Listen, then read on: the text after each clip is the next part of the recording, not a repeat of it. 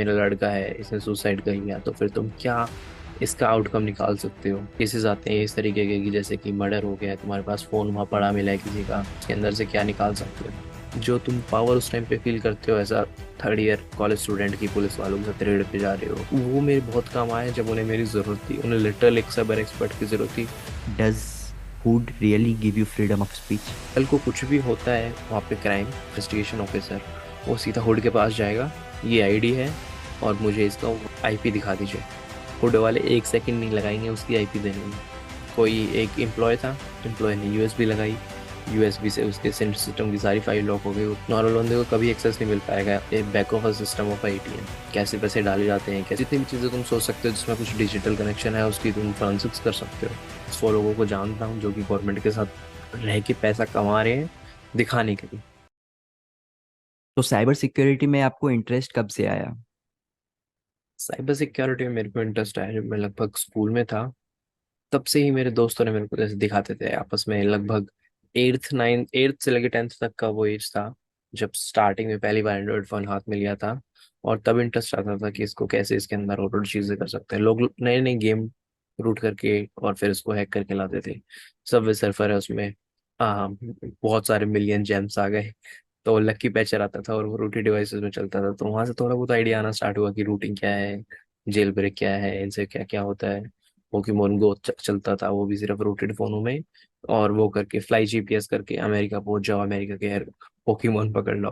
वहां से मेरा थोड़ा थोड़ा इंटरेस्ट बिल्डअप स्टार्ट हो गया था। उसके बाद फेसबुक, उस टाइम में मेरे को फिशिंग आती थी 11th और 12th क्लास के आसपास। तो मेरा बहुत इंटरेस्ट था कि पता नहीं क्या ही कर दूंगा आगे जाके। वहां से इंटरेस्ट बिल्डअप होना स्टार्ट हो गया था। मेरे को बेसिक पता था पर मेरे को ये नहीं पता था करना क्या है, कैसे करना है, क्या नहीं करना। उसके बाद कॉलेज ज्वाइन किया। कॉलेज में मेरे पास थी साइबर सिक्योरिटी, डिजिटल फॉरेंसिक्स और कंप्यूटर साइंस तो थी ही थी। उसके बाद कॉलेज के 2-3 साल निकल गए, कुछ नहीं हुआ, लिटरली कुछ नहीं हुआ, बता रहा हूँ, मेरी डिग्री थी। बट फिर उसके बाद जो हुआ उसने बहुत कुछ चेंज करा। 2-3 इंटर्नशिप ज्वाइन करी मैंने, काफ़ी अच्छी थी। अच्छी in the sense, not quantity wise, quality wise and in the terms of contact building. कि मेरे को एटलीस्ट ये पता चल गया कि मेरी कम्युनिटी में और कौन कौन है जो इंटरेक्शन के लायक हैं और जो मेरे को गाइड अप कर सकते हैं सीधा आगे जाने के लिए। उसके बाद कॉलेज प्लेसमेंट हुई, साइबर सिक्योरिटी में नहीं हुई। वहाँ मैंने कुछ 20-25 दिन करा, छोड़ दिया, इंटरेस्ट नहीं आया। तो फिर मैंने कुछ दिन पढ़ाने की कोशिश करी, पढ़ाने में इंटरेस्ट नहीं आया। फिर मैंने ज्वाइन कर लिया ई सेक फोर्ट, मेरी फर्स्ट कंपनी थी। उसके बाद मैंने वेक्सटेरो ज्वाइन करी। ये मेरा प्राइवेट था जो आज तक चलता आ रहा था। उसके साइड बाय साइड गवर्नमेंट मैंने स्टार्ट किया था कुछ, शायद थर्ड ईयर से पहले स्टार्ट किया था मैंने, जब मेरी गुरुग्राम पुलिस के साथ इंटर्नशिप थी। इंटर्नशिप खत्म होते ही मेरे पास ये एडवांटेज थी कि बहुत ही कम लोग थे जो लिटरली गुड़गांव से थे। अब जो लोग कम थे गुड़गांव से, उनमें से एक मैं था। तो मैंने उनको अप्रोच करना नहीं छोड़ा कि साइबर सेल जाना, लोगों से बात करनी, इंटरेक्शन करना। वो मेरे बहुत काम आया जब उन्हें मेरी जरूरत थी। उन्हें लिटरल एक साइबर एक्सपर्ट की जरूरत थी। और वहां पे मेरा, आप उसे कह सकते हो लक कह सकते हो, उसे कुछ भी कह सकते हो, कि उस टाइम पे बेस्ट तुक्का भिड़ा मेरा कि उनके साथ काम करने का मौका मिला। उस टाइम पे इतना फैसिनेटिंग होता था कि उनके साथ काम करना, क्योंकि तुम उस लेवल पे काम कर रहे हो जिस लेवल पे तुम्हारे दोस्त सोच नहीं सकते, जहाँ पे कोई और थर्ड बंदा अलाउड ही नहीं है। जो तुम पावर उस टाइम पे फील करते हो ऐसा थर्ड ईयर कॉलेज स्टूडेंट की पुलिस वालों के साथ रेड पे जा रहे हो, और तुम्हें कोई रोक चैलेंज करने वाला नहीं है, रोकने वाला नहीं है। वहां जाके भाई भटाभट हो रही है, लड़ाई हो रही है फुल। और वो जो एक्सपीरियंस होता है, कोई एक कॉलेज के स्टूडेंट को हैंडल करने के लिए बहुत मुश्किल होता है। ओके। और फिर ऐसे ही ऐसे इंटरेस्ट बिल्डअप हुआ और फिर ऐसे ही जर्नी स्टार्ट हुई। ओके। उसके बाद जर्नी स्टार्ट हुई तो फिर धीरे धीरे लेडर्स ग्रो करके आज ये है। तो जब आपने साइबर सिक्योरिटी में स्टार्ट किया था तो आपको पता था कि पुलिस के साथ ये सारी चीज़ें की होती है जो अभी आप करते हो, और या उस समय एक मतलब सिर्फ ये पता था कि जेल ब्रेकिंग क्या होती है, रूटिंग क्या होती है, ये सारी चीज़ें? नहीं, जब करियर स्टार्ट करने का सोचा था तब ये पता था हैकिंग होती है और हैकिंग से पैसे आते हैं। ओके। कुछ आइडिया नहीं था बग बाउंटिंग क्या है, कुछ आइडिया नहीं था तुम्हारी थ्रेट हंटिंग क्या है, ओसेंट क्या है, डिजिटल फॉरेंसिक क्या है, साइबर सिक्योरिटी क्या है, जीरो आइडिया था। बस ये पता था अच्छा लगता है तो करना है, क्योंकि उससे क्लास के अंदर नाम बन रहा है। ओके। पीयूष भाई ये वाला फोन हैक कर दे यार प्लीज, यार तेरे को तो सब आता है। मैं, ठीक है यार। उसके बाद फिर उसका फाइनेंशियल एस्पेक्ट पता चला कि हाँ इससे पैसा भी कमाया जा सकता है। और फिर उसके बाद पता चला इससे करियर भी बनाया जा सकता है। पर यही है कि डिफिकल्ट था। और ये है कि लोग ले लेते हैं यही सोच के, पर इट्स नॉट दैट इजी कि सब लोगों का करियर उसमें बनता है। अच्छा, तो एक डिजिटल फॉरेंसिक इन्वेस्टिगेटर करता क्या है? एक डिजिटल फोरेंसिक इन्वेस्टिगेटर का मेन काम होता है फोरेंसिक इन्वेस्टिगेशन। क्राइम कुछ भी हो सकता है। क्राइम इतना सा भी क्राइम होता है, क्राइम इतना बड़ा भी क्राइम होता है। सारे के सारे एक क्राइम्स के अंदर ही आते हैं। क्राइम्स किस टाइप के आते हैं? जो कॉरपोरेट को मेन क्राइम्स का सामना करना पड़ता है। कोई एक एम्प्लॉय था, एम्प्लॉय ने यूएसबी लगाई, यूएसबी से उसके सिस्टम की सारी फाइल लॉक हो गई। वो कोई रैंसमवेयर था जो कि ऑटो रन स्क्रिप्ट पे था, उसने सारी फाइल लॉक कर दी। बहुत कॉमन एग्जाम्पल। इसके सिवा और बहुत सारी चीजें होती हैं जो कि डिजिटल फोरेंसिक्स के अंदर आती हैं। डिजिटल फोरेंसिक्स टोटली तुम्हारा दो पार्ट्स के अंदर डिवाइडेड है, दो अम्ब्रेला है। एक है तुम्हारा पूरा कॉर्पोरेट, और एक है तुम्हारा गवर्नमेंट सेक्टर। अब तुम्हें डिसाइड करना है कि तुम्हें टारगेट किसको करना है। लिटरली तुम्हें जाना है प्राइवेट साइड। अगर तुम्हें कोई कोशिश करे कि हाँ तुम गवर्नमेंट साइड चले जाओगे, it's literally not that easy. उनके साथ काम करना बहुत आसान है, उनके साथ रह के पैसा कमाना बहुत मुश्किल है। मैं आज की तारीख पे बताऊं, मैं 100 लोगों को जानता हूँ जो कि गवर्नमेंट के साथ रह के पैसा कमा रहे हैं दिखाने के लिए। उनमें से 100 में से मुश्किल से 2 या 3 लोग होंगे जिनका पीएफ कटता होगा। पीएफ कटता होगा इन द सेंस वो परमानेंट एम्प्लॉयज होंगे किसी भी गवर्नमेंट ऑर्गेनाइजेशन के साथ। गवर्नमेंट एजेंसीज बहुत कम, आज के टाइम पे मैं कहूँ तो बहुत कम प्रेफरेंस देती हैं कि बाहर से कोई लोग आए और उसको हम अपने अंदर एब्जॉर्ब कर सकें। प्राइवेट में वो कैपेसिटी बहुत है। प्राइवेट में जैसे कि बैंकिंग सेक्टर, हॉस्पिटैलिटी सेक्टर, और हॉस्पिटल्स, चाइल्ड हेल्थ केयर, मतलब इनमें बहुत बहुत बहुत स्कोप है। और आजकल तो नए नए इतनी चीजें आ गई हैं यार। ये यूपीआई से स्टार्ट हुआ था डिजिटलाइजेशन, अब तो आ, ये तुम्हारा क्रिप्टो ने सब कुछ तहस नहस कर रखा है। इतनी सिक्योरिटी की जॉब्स हैं, इतनी सिक्योरिटी की जॉब्स हैं जो unimaginable. As a forensic investigator आप जो केसेस सॉल्व करते हैं, तो ये काफ़ी डिफरेंट डिफरेंट टाइप्स के केसेस होते होंगे। तो थोड़ा इनके बारे में हम्म। बताएं कि ये मतलब आपको कहाँ से मिलते हैं, आपको कौन देता है इस पे मतलब इन्वेस्टिगेट करने, आपसे कोई सीनियर लेवल पे भी होता है जो आप इसके अंडर आप ये करते हो, और किन टाइप्स के केसेस होते हैं ये? देखो, पहले मैं तुमको काम बता देता हूँ हर एक डिजिटल फोरेंसिक इन्वेस्टिगेटर का काम कैसे स्टार्ट होता है। अम, 3 या 4 स्टेप्स होते हैं टोटल जो कि डिजिटल फोरेंसिक्स के अंदर आते हैं। पहला स्टेप, डिवाइस कलेक्शन। जो भी जिस भी चीज को तुम्हें इन्वेस्टिगेट करना है, तुम्हें कलेक्ट करना ही पड़ेगा। कलेक्ट करने के लिए उसकी कॉपी बनानी पड़ेगी, क्योंकि तुम रियल एविडेंस के साथ कुछ भी काम नहीं कर सकते। मेरे पास रियल एविडेंस है, वो मेरा दोस्त है, मैं कुछ कुछ भी छेड़खानी कर सकता हूँ उसके अंदर। कुछ डिलीट कर दिया, कुछ भी कर दिया था, आम, आम, तोड़ ही दी, कुछ नहीं भी समझ आया तो बोल दूंगा टूटी हुई आई थी, कोई कोई क्या ही कर लेगा। तो फिर सबसे पहला है इमेजिंग, मतलब कि उसको प्रिजर्व करना, एविडेंस को। फिर आता है तुम्हारा एनालाइज, कि तुम उसके अंदर से क्या क्या निकाल सकते हो, क्या क्या क्रूशियल थिंग्स, कि ये पॉन साइट पे था, या फिर इसके पास इसकी ये वीडियो मिली है, या फिर इसने यूआरएल विजिट करी है, या इसके कंप्यूटर से ये टूल इंस्टॉल हुए थे कभी। इस तरीके की चीजें होती हैं जो कि एनालाइज के अंदर आती हैं। उसके बाद आता है तुम्हारा रिपोर्टिंग। रिपोर्टिंग के लिए हेल्प ली जाती है एक एसएमई की। एसएमई बोलते हैं सब्जेक्ट मैटर एक्सपर्ट, जिसको उस फील्ड में थोड़ी और ज्यादा नॉलेज होती है, काफी साल का एक्सपीरियंस होता है। वो तुम्हारी और हेल्प कर देता है ब्रश अप करने के लिए रिपोर्ट को, क्योंकि तुम्हें वो रिपोर्ट देनी होगी किसी एक नॉन टेक्निकल बंदे को, जो जो उसके बेसिस पे डिसीजन लेगा कि ये बंदा क्रिमिनल है या नहीं है, ये बंदा विक्टिम है या नहीं है। उसको सिंप्लीफाई करने के लिए और उसको बस टेक्निकली वैलिडेशन देने के लिए कि हाँ दिस इज वेरीफाइड। अब मेरा जो काम है, मेरा जो काम होता था इनफैक्ट, वो फर्स्ट और सेकंड के बीच में होता था। थर्ड स्टेप में अब इन्वॉल्व होने लगा हूँ मैं, जब से मैं एज अ प्रोडक्ट मैनेजर काम करने लगा हूँ। अब इन्वेस्टिगेशन से मैं काफी दूर हूँ। अब मैं डायरेक्ट तुम्हारी इन्वेस्टिगेशन ना करने के बजाय, हमारी कंपनी वो टूल बनाती है जिसको तुम as a collective tool use कर सकते हो इन्वेस्टिगेशन करने के लिए। अब कोई नया बंदा एंटर होएगा तो इट्स नॉट इजी कि वो मैनुअली जाके डिजिटल फॉरेंसिक्स कर सके। So he will need a tool. It's not necessary कि tool होना ही चाहिए, but tools is a lot of time of yours. कोई बिगिनर है, कोई गवर्नमेंट इन लॉ इन्फोर्समेंट में है, um, they are not having that much of time, and most of them are not having the technical depth कि वो उस level पे जाके काम कर सके। ये सिनेरियो होता है मेरा। और जो मेरा काम है उसमें केसेस किस टाइप के मेरे पास आते थे, जैसे कि अम, हमारे पास केस आते थे कि एक लड़का है उसने सुसाइड कर लिया।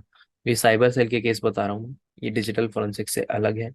पर ये भी तुम्हारे एक तरीके से फोरेंसिक्स के अंदर हम करते थे कि मेरा लड़का है इसने सुसाइड कर लिया, तो फिर तुम क्या इसका आउटकम निकाल सकते हो कि मतलब कि क्या हुआ होगा एक्चुअली मेरे लड़के के साथ, लड़का है लड़की जो भी हो। और केसेस आते हैं इस तरीके के कि जैसे कि मर्डर हो गया है, तुम्हारे पास फोन वहां पड़ा मिला है किसी का, या फिर उसके बैग में लैपटॉप मिला है, तो उसके अंदर से क्या निकाल सकते हो। उसका आईडी कार्ड तो पुलिस वालों के पास है, वो तो एक एंगल से तो इन्वेस्टिगेशन चल रही है। अब तुम्हारा काम है दूसरे एंगल से किस तरीके से इन्वेस्टिगेशन को आगे बढ़ाया जाए, digitally.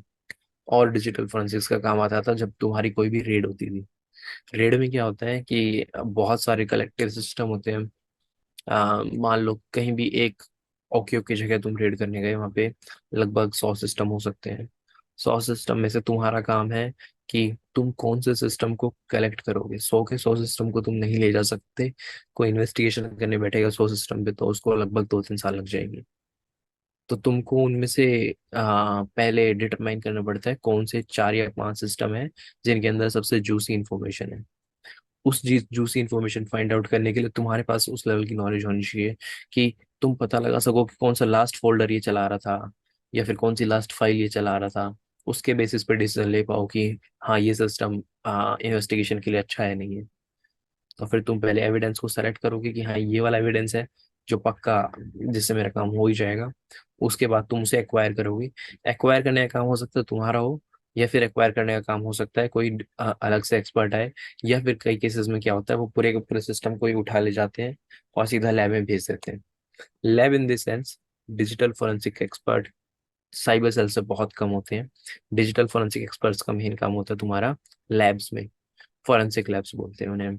CSFL central forensic science laboratory हो, या फिर तुम्हारा DSFL, या फिर तुम्हारा रीजनल फोरेंसिक लेबोरेटरी, या फिर तुम्हारे नए नए स्पेशल सेल चल गए हैं, CBI का स्पेशल सेल है, NIA का है।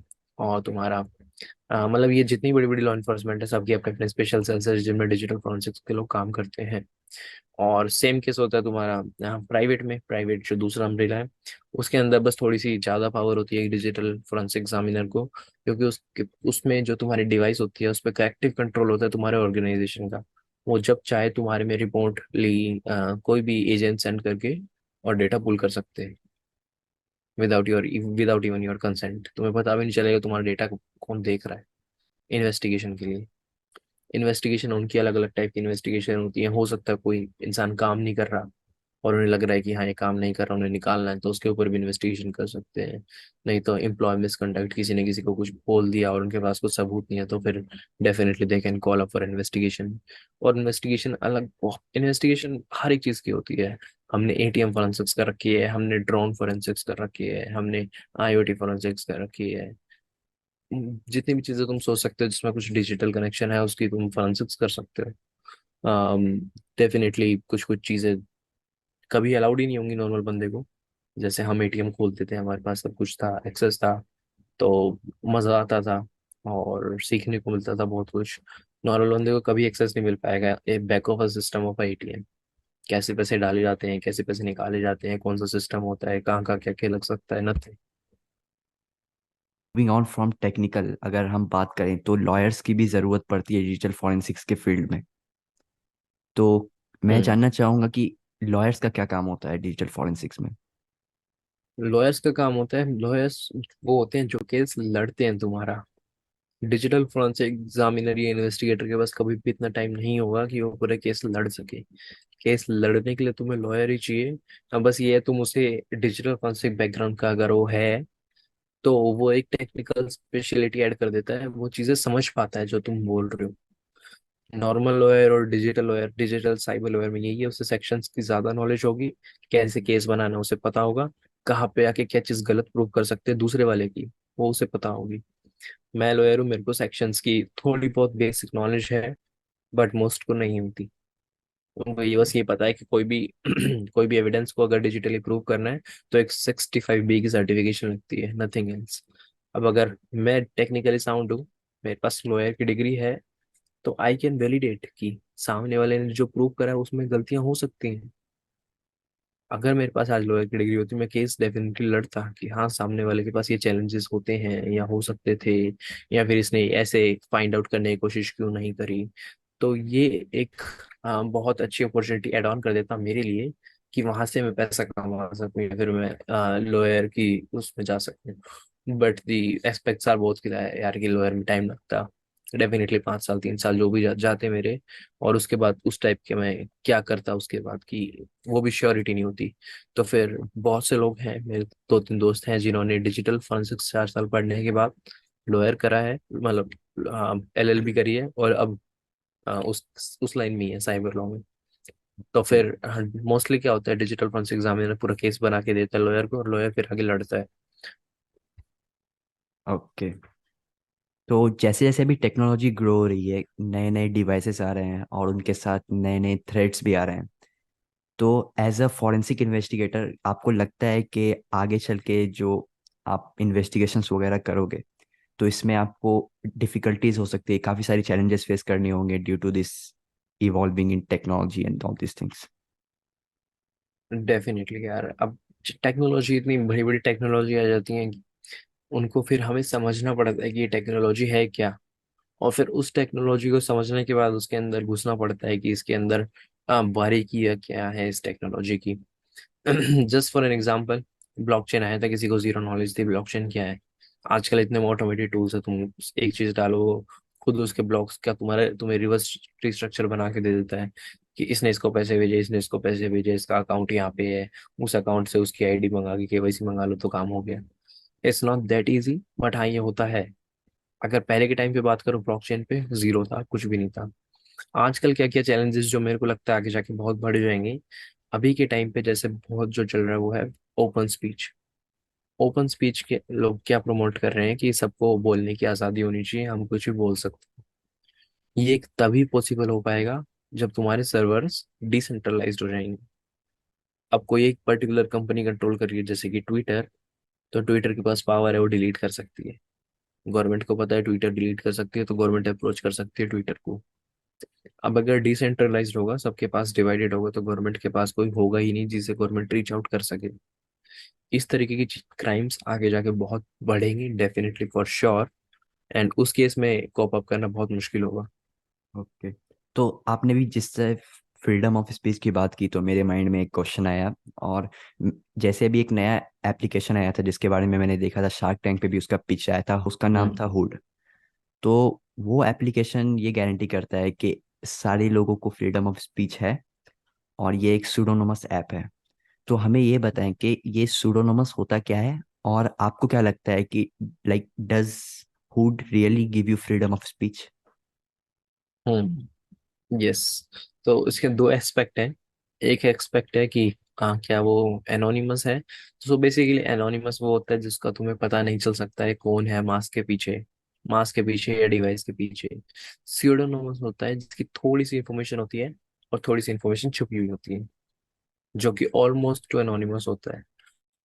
एनोनिमस मतलब उसकी थोड़ी बहुत जो डिटेल्स हैं वो पक्का उनके पास होंगी जो वो स्टोर करते होंगे।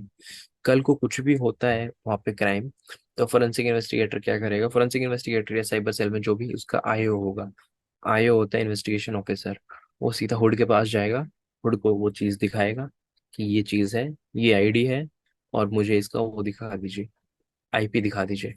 हुड वाले 1 सेकंड नहीं लगाएंगे उसकी आईपी देने में। और जैसे ही उनके पास आईपी आएगी, आईपी से उसकी केवाईसी आएगी, केवाईसी में सब कुछ उसका जितना भी आ सकता होगा सब आ जाएगा। क्या नाम है, कहाँ रहता है, एवरीथिंग, आधार कार्ड जो भी उसने दिया हुआ। तो अभी के इस टाइम में आपको लगता है कि कोई भी ऐसी प्लेटफॉर्म है जहाँ पे किसी को भी फ्रीडम ऑफ स्पीच मिल सकती है?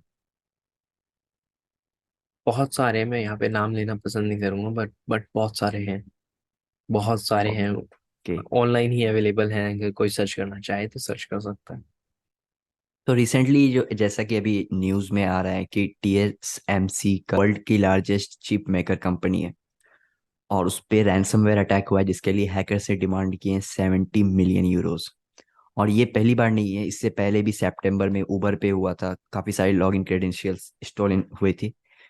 तो मैं ये जानना चाहूँगा कि ये जो इतनी बड़ी बड़ी कंपनीज होती है, what mistakes they make that it leads them to this consequences. um, इस टाइम पे आके पहली बात तो $70 मिलियन हैं, यूरोज नहीं है। ओके। दूसरी बात कि इस टाइम इस लेवल पे आने के बाद कि जो तुम्हारी टॉप लेवल की कंपनीज है उनके पास सारे सिक्योरिटी कंट्रोल्स ऑन प्लेस होते हैं। उस टाइम पे आके तुमको ट्रेडिशनल मेथड ही यूज करना पड़ेगा। ट्रेडिशनल मेथड जैसे कि ल्यूरिंग। ल्यूरिंग क्या होता है? किसी उनके एम्प्लॉय को कुछ पैसा खिलाया गया है, या फिर किसी को फिशिंग लिंक भेजी गई, या फिर किसी को पेन ड्राइव दे दी गई कि लगा लियो। पेन ड्राइव डेफिनेटली उस केस में काम नहीं करती, क्योंकि वहाँ सब कुछ ब्लॉक्ड होता है, पहले से सब ब्लॉक्ड होता है, तुम कुछ कर ही नहीं सकते। उस केस में सिर्फ वही चीजें काम आती है, जैसे कि तुम्हारी फिशिंग हो गई, और या फिर तुम उनके कोड के अंदर कुछ गलती निकाल लो। तभी पॉसिबल है कि तुम इस ऐसी इतनी बड़ी कंपनी के अंदर घुस सकते हो। या फिर कोई इंटरनल एम्प्लॉय हो जिसको कुछ पता हो, उसको पैसा खिला के डायरेक्टली इतनी बड़ी लेवल की हैकिंग करना इतना आसान नहीं होता, क्योंकि तुम्हारे जो एडवांस मेथड्स होते हैं वो सारे फेल हो जाते हैं उस टाइम पे आने के बाद। कोई नया जीरो डे अटैक हो, वही पॉसिबल है। जीरो डे अटैक मतलब कि जिसका लोगों को पता ही नहीं है कि इससे भी मैं हैक हो सकता था। ओके। एक कंपनी है, उसने 100 अकाउंट बना दिए, उनमें से 99 इन यूज हैं, एक पड़ा है किसी काम के लिए, एडवर्टाइजमेंट के लिए, प्रिंटर के लिए बोल सकते हो। प्रिंटर कनेक्ट करते हैं वो एक पोर्ट में कनेक्ट करने के लिए, और वो प्रिंटर के उस पोर्ट से अंदर आके हैकिंग करें, तो फिर इट्स लाइक। अगर एक बिगिनर हैकर है तो वो स्टार्ट करता है काली लिनक्स से, बट फॉरेंसिक इन्वेस्टिगेटर्स और भी different operating systems tools use करते हैं। तो आप उन कुछ टूल्स के बारे में बताइए और ऑपरेटिंग सिस्टम जो आप रिकमेंड करेंगे as a beginner, someone who wants to get into digital forensics. देखो, अगर कोई किसी को बहुत बेसिक से स्टार्ट करना है तो बहुत बेसिक में दो टूल आते हैं। एक आता है जिसे तुम स्टेप 1 क्लियर आउट कर सकते हो। स्टेप 1 होता है हमारा डिवाइस प्रिजर्वेशन, या उसको उसकी कॉपी बनाना। उसके लिए अगर मैं बात करूं तो ओपन सोर्स में बहुत सारे टूल मिल जाएंगे यार गिटहब पे। पर वैसे जो प्रोप्राइटरी टूल है, जो कि मार्केट से वैलिडेशन जिसको मिल जाता है, उसमें है एक FTK इमेजर, और जो एनालिसिस के लिए यूज होता है वो है ऑटोप्सी। दोनों फ्री टूल हैं बेसिक लेवल के लिए, one of the best tools. और रिपोर्टिंग तो यार टूल भी दे देता है, पर टूल की इतनी सेटिस्फैक्टरी होती नहीं है, तुम्हें खुद से ही MS वर्ड में जाके बनाना पड़ता है, वर्ड एक्सेल में जाके, जो भी हो। और ऑपरेटिंग सिस्टम ऑपरेटिंग का। सिस्टम यार बहुत ज़्यादा डिपेंडेंट होता है। ऑपरेटिंग सिस्टम हमें तीन तीन चार चार ऑपरेटिंग सिस्टम रखने पड़ते हैं हमारी टेस्टिंग के लिए। मैं मिड लेवल पे बोल सकते हो, पर अगर कोई बेसिक लेवल पे है तो उसका विंडोज से काम चल जाएगा। बट अगर लर्निंग परस्पेक्टिव से वो कुछ सीख रहा है तो आई विल प्रेफर कि लिनक्स हो। लिनक्स में कोई भी हो। बट अगर हाँ कोई ऐसी लिनक्स यूज करे जैसे काली लिनक्स या फिर केन ओएस या कुछ भी, तो उसके अंदर उसके पास ये एडवांटेज हो जाता है कि उसको थोड़े से प्री इंस्टॉल टूल्स मिल जाते हैं। बाकी वही है, अगर टूल पता हो कौन सा टूल है तो यार किसी भी लिनक्स में सेम इंस्टॉलेशन। ओके, तो जो आपकी कंपनी है जिसमें आप प्रोडक्ट मैनेजर के तौर पे काम कर रहे हो, तो वो किस टाइप्स के टूल्स बनाती है। वो मेन बनाती है एनालिसिस का टूल। एनालिसिस का जैसे कि फ्री में तुम्हारा ऑटोप्सी है, उसका ही उसी लाइनेज में बहुत सारे टूल्स हैं मार्केट में। उसमें से एक टूल है जो हमारी कंपनी बनाती है, उसका नाम है सिर्फ FTK। FTK enterprise, FTK central, etcetera etcetera. हर एक टूल का अलग अलग काम होता है। जैसे कि जो खाली FTK है वो तुम्हारा सिर्फ एनालिसिस के लिए यूज होगा। FTK enterprise, as the name suggest, वो एंटरप्राइज यूज करती है। एंटरप्राइज मतलब कि जो ऑर्गेनाइजेशन होती है, कि तुम्हारा मेन सिस्टम में इंस्टॉल कर दिया, एडमिनिस्ट्रेटर के पास राइट्स हैं, कभी भी किसी भी टाइम वो भेजेगा एजेंट को, और एजेंट तुम्हारा सारा डेटा निकाल के ले आएगा दूसरे सिस्टम का। उसको दूसरे इंसान को पता ही नहीं चलेगा कि कब मेरा डेटा कोई और लेके जा रहा है। साइबर सिक्योरिटी एक ऐसी फील्ड है जहाँ पे हमेशा कुछ ना कुछ नया आता आता है और कुछ जाता है। कभी कुछ नया मेलवेयर आ गया, कभी नए रैंसमवेयर आ गए। तो इसमें हमें काफ़ी ज़्यादा अपडेटेड रहना पड़ता है in order to stay ahead in the game. तो आप हमें कोई ऐसी टेक्निक बताएं या कोई ऐसा तरीका बताएं जिससे कोई एक बिगिनर भी जो स्टार्ट कर रहा है वो अपडेट रह सकता है रिसेंट ट्रेंड्स के साथ। ऐसा पहले उसको अपनी या ट्रेड डिसाइड करना बहुत इंपॉर्टेंट है। अगर मैं कहूँ कि कोई आज के टाइम पे कोई ऐसा इंसान है कि जो डिजिटल फोरेंसिक्स में पूरा अपडेटेड है, और जिसको टेक्नोलॉजी की फुल नॉलेज है, ऐसा कोई बंदा एग्जिस्ट नहीं कर सकता। पर्टिकुलर ट्रेड में तुम अपडेट रह सकते हो, पर्टिकुलर अलग अलग चैनल्स होते हैं जिनके थ्रू तुम अपडेट रह सकते हो। बहुत सारे टेलीग्राम चैनल्स हैं, बहुत सारे व्हाट्सएप चैनल्स हैं, और तुम्हारे टेक्नोलॉजिकल अपडेट तो तुम्हारे आते ही रहेंगे। iOS 17 में क्या क्या नया आया। अब जैसे मैं पर्टिकुलरली मोबाइल के साथ थोड़ा ज़्यादा फोकस रहता हूँ, तो मेरे को टेक्नोलॉजिकल एडवांसमेंट खुद ही लानी पड़ती है फ्रॉम फोरम्स की मार्केट में चल क्या रहा है। iOS 17 आया तो उसके अंदर से क्या क्या नए आर्टिफैक्ट्स मैं ला सकता हूँ। किसी ने कॉन्टैक्ट शेयर करा है अगर सेंड के थ्रू, तो किस टाइम पे किया है, किसका कॉन्टैक्ट शेयर किया है, और उस कॉन्टैक्ट के अंदर क्या क्या डिटेल्स थी। ये सारी चीज़ें एज ए इन्वेस्टिगेटर मुझे पता होनी चाहिए कि कहाँ मिल सकती हैं और कैसे निकाली जा सकती हैं। तो इस तरीके की ट्रेंड से तुम्हें ही अपडेटेड रहना पड़ेगा। ये थी ऑन आ टेक्नोलॉजिकल साइड। अगर कोई ये पूछेगी मालवेयर की साइड से कैसे हम अपडेटेड रह सकते हैं, तो उसके लिए तुम्हें डीबगिंग आनी चाहिए, बहुत तगड़ी डीएसएमबी। वो फॉरेंसिक से थोड़ी ज्यादा टेक्निकल और लॉजिकल बात होती है, उसे हम बोलते हैं मालवेयर एनालिसिस। उसके अंदर मोस्टली हम किसी रिवर्स इंजीनियरिंग टीम को भेजते हैं, या फिर पूरी बड़ी बड़ी कंपनीज ही होती हैं खुद की, जो सिर्फ और सिर्फ किसी डिकोडर और डीकम्पाइलर और रिवर्स इंजीनियरिंग पे ही काम करती हैं। कोई भी उनको मालवेयर भेजो तो वो उन चीज़ों से अपडेटेड रहते हैं कि मार्केट में क्या मोस्ट ट्रेंड पे चल रहा है, या फिर क्या नहीं चल रहा है, या फिर जो भी है। उसके सिवा एक आती है, उसे हम बोलते हैं पैसिव डिफेंस। जो भी कोई नया मार्केट में चीज़ होती है, आज कोई अटैक हुआ मार्केट में, तो जो भी उसकी आईपी एड्रेस होगी, जो भी उसके सिग्नेचर होंगे, सब कुछ ऊपर अपलोड हो जाएगा वेब पे। और एक ऑनलाइन डेटाबेस है, सबका इंटरकनेक्टेड, वो सबके डिफेंस सिस्टम में चला जाएगा। सब हर बड़ी कंपनी के पास एक ब्लू टीम होती है। Blue team is the first layer of defence. तो वो डिफेंसिव सिक्योरिटी के लिए काम आ सकता है, फॉरेंसिक्स के लिए डायरेक्टली नहीं आएगा, बट हाँ डिफेंसिव सिक्योरिटी के लिए आ जाएगा। हमारे लिए काम आसान हो सकता है, बहुत माइनर, कि हमें ये पता चल जाएगा कि किसने अटैक किया था। थोड़ा बहुत आइडिया लग जाएगा कि इसने वहां भी अटैक किया था और यहाँ भी अटैक किया है, तो क्या पॉसिबिलिटी हो सकती है। हम जैसे मान लो किसी ने पीएनबी का एटीएम हैक करा है, और हमें पता है कैसे है, हमने एज अ फोरेंसिक इन्वेस्टिगेटर हमें पता चल गया कि कैसे हैक करा है, तो हम और कंपनियों को अवेयर पहले ही कर देते हैं कि ये इस तरीके से हैक किया है, और अपनी भी सिक्योरिटी अपडेट कर लो। तो फिर नहीं तो तुम्हें भी दिक्कत आ सकती है, क्योंकि ये जो पर्टिकुलर बंदा है, ये बैंकों को टारगेट कर रहा है। अब ऐसे बंदे का कोई नाम तो हम बता नहीं सकते, तो हम डिटेल्स बताते हैं उसकी, कि ये उसका सिग्नेचर है, इस तरीके की आईपी है, ये इस तरीके का कोड यूज कर रहा है, या फिर जो भी कर रहा है उस तरीके के कोड ऑनलाइन यूज होते हैं। अलग अलग चीजें होती है यार। मित्र अटैक देख लेना, 11 रूल्स देख लेना, 11 रूल्स अपडेट होते रहते हैं। एज अ बिगिनर जो डिजिटल फॉरेंसिक्स के फील्ड में स्टार्ट करना चाहता है, आप उसके बारे में थोड़ा बताएं कि उसका रोड मैप क्या होता है, एंड बिफोर रोड मैप कोई ऐसी प्री रिक्विजिट होती है जो आपको आनी चाहिए before entering into this field.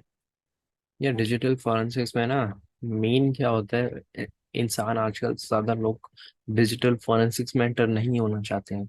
Digital forensics की वो गवर्नमेंट एस्पेक्ट में एंटर होना चाहते हैं। So there is a vast majority of difference in thinking of basically mind game, कि बेसिकली उसको चाहिए क्या। उसको डिजिटल फॉरेंसिक्स नहीं चाहिए, बट उसको पुलिस वालों के साथ काम करना है, उसको आर्मी वालों के साथ काम करना है। बहुत सारे लोगों का सपना होता है कि मैं डिफेंस में जाऊं, सरकारी नौकरी लगूं।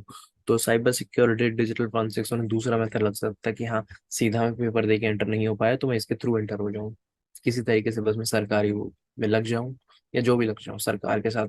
चाहे वो पावर के लिए कर रहा हो, या फिर घर वालों का सपना एक तरीके से सच करना हो, कुछ भी हो सकता है यार पॉसिबिलिटी। बट आजकल मार्केट में यार इतने लोग आ गए हैं, इतने ज्यादा लोग आ गए हैं, जो कि तुम्हें सपना दिखाते हैं, लिटरली सपना दिखाते हैं, फोटोज की फ्लॉन्ट करते हैं कि हाँ, आज मैं इस कमिश्नर के साथ बैठा हूँ, आज इस पुलिस वाले के साथ बैठा हूँ, मैंने 2,000 केस सॉल्व करवा दिए, मैंने इतनी ट्रेनिंग पुलिस वालों को दे दी। उसका लिटरली उनकी ट्रेनिंग के लिए फायदा होता है, उनको बच्चे मिल जाते हैं, बट उसका as a digital forensic career पे कुछ फर्क नहीं पड़ता। बल्कि मैंने तो नेगेटिव होता देखा मोस्टली केसेस में, कि वो डिमोटिवेट हो जाते हैं कि मैंने पैसे भी दे दिए and I am not getting anything. Because literally अगर तुम ऐसे पूछो गवर्नमेंट एग्जाम, गवर्नमेंट का मैं तुमको पहले एग्जांपल दिया था, मुश्किल से 2 या 3 ही लोग होंगे जिनको मैं लिटरली जानता हूँ इतनी बड़ी कॉन्टैक्ट लिस्ट में से, जिनको गवर्नमेंट से पीएफ मिलता होगा, जो जो उनके लिटरली सच वाले एम्प्लॉयज हैं। तुम ट्रेनिंग दे रहे हो, पुलिस वालों को ट्रेनिंग दे रहे हो, वो उनके काम आएगा। बट तुम बच्चों को कोर्स बेच रहे हो, उनके लिटरली कभी काम नहीं आने वाला है अगर तुम उन्हें सिर्फ digital forensics as a government expect पढ़ा रहे हो तो। कॉर्पोरेट पढ़ना बहुत ज़रूरी है। और digital forensics for a basic investigator, आजकल वेब है सबके पास। तो मेरे को ऐसा लगता नहीं है कभी कंटेंट की कभी लाइफ टाइम में भी कभी कमी होने वाली है कंटेंट की, ऑनलाइन डिजिटली, पेड भी और अनपेड भी। पेड में अब तुम सोचो कि ज़्यादा पैसा दूंगा तो ज़्यादा अच्छा कंटेंट मिलेगा, ऐसा नहीं है। पहले बेसिक्स गेन करो। बेसिक्स में मेन चैलेंज आता है, तुम्हें हर फाइल खोलनी आनी चाहिए। हर फाइल खोलनी आनी चाहिए, तुम्हें पता होनी चाहिए ये फाइल क्या है, कैसे खुलेगी। MP4 दे दूँ तुम्हें, तुम्हें पता है ये वीडियो फाइल है। JPG दे दूँ, तुम्हें पता है कि ये फोटो है। अब धीरे धीरे तुम्हारे लेवल बढ़ते रहते हैं। फोन में जाओगे तो डेटाबेस आ जाएगा .db। .db बेसिक बंदे को पूछोगे नहीं पता, पर बेसिक से थोड़ा सा भी ऊपर होगा तो उसे पता है। DB बोलते हैं डेटाबेस को। उसकी जो फाइल बनती है वो होती है DB। वो सीक्वलाइट, किसी भी ब्राउज़र, कोई भी सीक्वलाइट ब्राउजर हो खुल जाएगी। थोड़ा सा उससे इंटरमीडिएट लेवल पे जाओगे तो तुम्हें पता नहीं क्या क्या लग जाता है यार। P लिस्ट, BP लिस्ट, और लेवल DB, और कैड, पता नहीं क्या क्या लग जाता है। तुम मतलब कभी कॉप अप कर ही नहीं सकते, इतनी नई नई फाइल्स आती रहती हैं। सिस्टम की इतनी सारी फाइल्स होती हैं, कभी तुम खोलने अगर बैठ गए तो शायद पूरी लाइफ ही निकल जाएगी, इतनी फाइल्स होती हैं। इतने सारे ऑडियो फॉर्मेट्स होते हैं। मोस्टली जो चाइनीज एप्स होती हैं, जैसे कि तुम्हारी वी चैट हो गई, इनके ऑडियो के जो कोडेक होते हैं बहुत बहुत मुश्किल से मिलते हैं। और फोरेंसिक इन्वेस्टिगेटर, तुम्हें पता है ये ऑडियो फाइल है और तुम खोल नहीं पा रहे, तो बहुत बड़ी दिक्कत है। तुम्हें लिटरली उसको पहले कन्वर्ट करना भी आना चाहिए, तुम्हें उसको खोलना आना चाहिए। हैक्स की बहुत ज़्यादा इंपॉर्टेंस है। हैक्स हमें बचपन में सिखाया जाता था कि कंप्यूटर 0101 के बीच में बात करता है।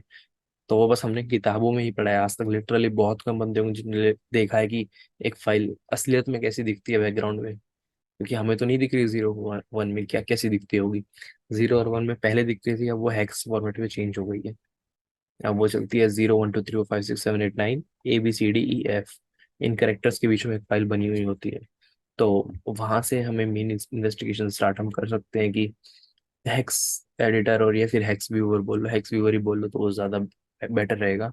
कैसे चलाना है, अगर तुम्हें खाली हेक्स पढ़ना भी आ गया कि फाइल की हेडर क्या है, फाइल का फुटर क्या है, और फाइल का कंटेंट क्या है, तो तुम बेसिक लेवल की फोरेंसिक्स बिना किसी टूल के अपने पूरी लाइफ टाइम कर सकते हो। कोई भी फाइल आ जाए, कोई भी कैसी भी फाइल आ जाए, किसी भी चीज की इन्वेस्टिगेशन आ जाए, you will be basic success तुम्हें मिल जाएगी बिना किसी टूल के। और अगर बात करें डिग्रीज और सर्टिफिकेशंस की, तो क्या ये एक इम्पोर्टेंट रोल प्ले करते हैं इस फील्ड में इंटर करने के लिए? नॉर्मल बंदे से अगर पूछो तो फिर डेफिनेटली नहीं। बट हाँ, थोड़ा बहुत तुम्हें एडवांटेज मिलता है अगर तुम्हारे पास डिग्री हो, एज वेल एज अगर तुम्हारे पास कोई मार्केट वैलिडेटेड सर्टिफिकेट हो। सर खाली सर्टिफिकेट नहीं, market validated certificate. Market validated certification तुम्हारी दो तरीके की होती हैं। तुम्हारी होती है इंटरनेशनल सर्टिफिकेशन, जो तुम्हारी बहुत ज्यादा कोर टेक्निकल होती है। और एक होती है तुम्हारी बेसिक, जो भी तुम्हारी सर्टिफिकेशन होती है। बेसिक सर्टिफिकेशन में आ जाती है तुम्हारी CHFI, certified computer hacking forensic investigator, जो कि तुम्हारा इसी काउंसिल प्रोवाइड करता आ रहा है कितने सालों से, और वो आज भी चल ही रहा है। ये तुम्हारे बेसिक्स की कंप्लीट बेसिक्स तुम्हारे से कवर अप हो जाता है। नहीं भी हो तो कुछ ऐसा नहीं है, तुम्हारी एंट्री बहुत मुश्किल है। तुम कहीं भी, अगर तुमने एक जगह भी इंटर्नशिप करी है तो you will be having enough knowledge कि तुम कहीं भी जॉब क्रैक कर सको। उसके बाद अगर तुम्हारे पास सर्टिफिकेशंस ऐड ऑन होनी स्टार्ट हो जाती हैं, तो फिर वो तुम्हारा एक्सपीरियंस बेस पे काउंट होने लग जाती है कि अगर तुम कहीं भी जॉब ज्वाइन कर रहे हो तो फिर तुम्हें प्रेफरेंस दी जाएगी। कभी भी तुम जॉब ढूंढने जाओगे तो मोस्टली जगह, अगर कंपनी अच्छी है तो they will ask recommended certifications. They never ask you preferred or their की क्वालिफिकेशन है तुम्हारी। क्वालिफिकेशन सिर्फ computer science and degree nothing, and certifications nothing. They just want की बैचलर्स होनी चाहिए एटलीस्ट, एंड आज जो एक्सपीरियंस है तो अगर काम आता है तो। उसके बाद ये है कि 10 बंदे हैं, 10 बंदों में से 9 के पास कंप्यूटर साइंस है, एक के पास स्पेशलाइज्ड डिग्री है, तो फिर उसको प्रेफरेंस मिल जाएगी। या फिर सर्टिफिकेशन है तो फिर किसी के पास एक मार्केट वैलिडेटेड सर्टिफिकेट है और किसी के पास 10 सर्टिफिकेट है, तो फिर डेफिनेटली वैल्यू उसको ज़्यादा दी जाएगी, जो कि मार्केट वैलिडेटेड सर्टिफिकेट होंगे। अब मार्केट वैलिडेटेड सर्टिफिकेट्स भी बहुत सारे होते हैं। बेसिक लेवल पे तुम्हारे स्टार्ट हो जाता है CHFI। इसके बाद तुम्हारे हर एक टूल का खुद का सर्टिफिकेशन है। FTK लोगे तो FTK का सर्टिफिकेशन है, मैग्नेट लोगे मैग्नेट का सर्टिफिकेशन है, इनके सेलेब्राइट, मैग्नेट, बेल का सॉफ्ट, पता नहीं कितने ही सॉफ्टवेयर्स हैं, और हर एक सॉफ्टवेयर का अलग सर्टिफिकेशन है। तो हो सकता है तुम्हारी कंपनी ने कौन सा सॉफ्टवेयर खरीद रखा हो और उसे कौन सा सर्टिफिकेशन तुमसे रिक्वायर्ड हो। मोस्टली कंपनी, अगर कंपनी अच्छी है तो वो खुद ही सर्टिफिकेशन कराएगी। वो बस तुम्हारी फॉरेंसिक नॉलेज चेक करेगी, से फॉरेंसिक्स आती है नहीं आती, और फिर तुम्हें खुद ही सर्टिफिकेशन करा देगी। उसमें उनको कोई बहुत ज़्यादा प्रॉब्लम होती नहीं है। उसके बाद थोड़े ठीक लेवल के सर्टिफिकेशन आते हैं, जो कि तुम्हारे साइंस के सर्टिफिकेशन आते हैं। वो तुम्हें तब करने चाहिए जबकि तुम्हारी एक इंटरमीडिएट लेवल क्लियर अप हो जाए और तुम्हें टेक्निकल फील्ड में आगे जाना हो। GIAC, GCFE, इस तरीके के सर्टिफिकेशन होते हैं। थोड़े महंगे होते हैं, कॉस्टली होते हैं, 70,000 के आसपास मिल जाते हैं। बट वो ये they are not cheap, and they require a very very very vast technical knowledge. तो एज अ साइबर अवेयरनेस मैं एक आपसे सवाल पूछना चाहता हूँ, because you are a investigator और आपको इस इन्वेस्टिगेशंस वगैरह के फील्ड में काफ़ी अच्छी नॉलेज है, और ये साइबर के फील्ड में भी काफ़ी अच्छी नॉलेज है। तो मैं ये जानना चाहूंगा कि अभी के समय में जो एक ट्रेंड चल रहा है कि भाई तू मुझे इतनी पैसे दे दे, मैं तुझे ये अकाउंट हैक करके दे दूंगा, फेसबुक, इंस्टाग्राम, ये सोशल मीडिया प्लेटफॉर्म्स होते हैं। तो काफी सारे लोग पैसे दे देते हैं और फिर कहाँ गायब हो जाते हैं, उनको पता नहीं, पैसा डूब जाता है उनका। तो जो लोग आज इस वीडियो को देख रहे हैं, उनके लिए आप एक अवेयरनेस में बताएं कि is it possible to hack someone's account, is it possible to hack a Facebook account, Instagram account, जो लोग दावा करते हैं ऑनलाइन कि तू मुझे इतने पैसे देगा तो मैं हैक कर दूंगा, is it possible to do that? इसके दो एस्पेक्ट हैं। एक, पहला एस्पेक्ट, अगर तुम सिर्फ प्योर हैकिंग की बात करो तो मेरा आंसर होगा किसी भी अच्छे लेवल के हैकर के लिए भी इट्स अ नो। अगर किसी भी फेसबुक, इंस्टाग्राम की हम बात कर रहे हैं तो ये वो कंपनीज हैं जो दिन का करोड़ों खर्च कर रही हैं अपनी साइबर सिक्योरिटी मेंटेन करने के लिए, उसको इनहेंस करने के लिए, इंटीग्रेट करने के लिए। अब कोई एक नॉर्मल 20-30 साल का बच्चा है, फिर आदमी तुमसे कहे कि मैं तुम्हारे 5,000 में उसकी 2 करोड़ की सिक्योरिटी को तोड़ के फेंक दूंगा, सो इट्स लिटरली तुम पागल हो। वो तुम्हारे पागल होने का फायदा उठा रहा है। और दूसरी चीज़ है कि अगर क्या चीज़ सही में हैक होती है, हैक करने के बहुत सारे अलग अलग तरीके होते हैं, जैसे कि फिशिंग पेज बना के भेज दिया। उसके लिए तुम्हें अवेयर होना बहुत ज़रूरी है कि तुम अपनी सिक्योरिटी इनहेंस रखो, कि 2 फैक्टर ऑथेंटिकेशन लगा के देख रखो, कि अगर तुम्हारा पासवर्ड भी उसके पास है तो लिटरली तुम्हारा OTP उसके पास ना जाए। तो इस तरीके की साइबर अवेयरनेस है, और कुछ रिकमेंडेड फैक्टर्स है सिक्योरिटी के। अगर तुमने वो वेल प्रैक्टिस में रख रखे हैं, सो इट्स नेवर इजी कि किसी बंदे का हैक हो जाए। और अगर लिटरली अगर किसी के पास इतनी पावर है कि कोई हैक कर सकता है, सो आई डोंट थिंक कि वो 10 लाख से कम डिमांड करेगा। 10 लाख से कम डिमांड करेगा तो शायद उसकी बेइज्जती होगी, उसको इतनी चीज, बड़ी चीज आती है और वो इतना कम पैसा चार्ज करने की सोच भी रहा है।